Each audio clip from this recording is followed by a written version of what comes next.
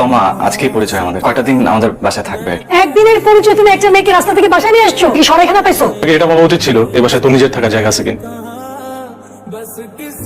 কোনো রকম আমি কাটাও। আমি থাকি বেচালার বাসায়, দুইটা পুরো একটা মায়া বাড়িওয়ালা যদি জানে কি করবো? আমি যেটা কইছি বন্ধু, এটা তুই যাবি না। আসসালামু আলাইকুম আঙ্কেল। তুমি এখানে?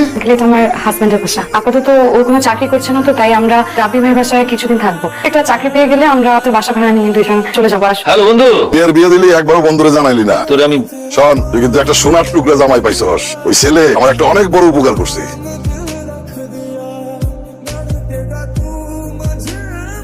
আচ্ছা আমাকে মাফ করে দিস। তোমার কথা আমার শোনা উচিত ছিল, কিন্তু আমি অনেক বকাঝকা করেছি, আমাকে মাফ করে দিও। তুমি আমার বন্ধুর মেয়ের জামাই, কারের ঠিকানা মতো যাবা, তোমার চাকরির সমস্ত ব্যবস্থা করা আছে। টাকা দিয়ে একটা বাসা ভাড়া করো, তারপরে মানুষের বাসায় কাজ করে আমরা খাবার অপমান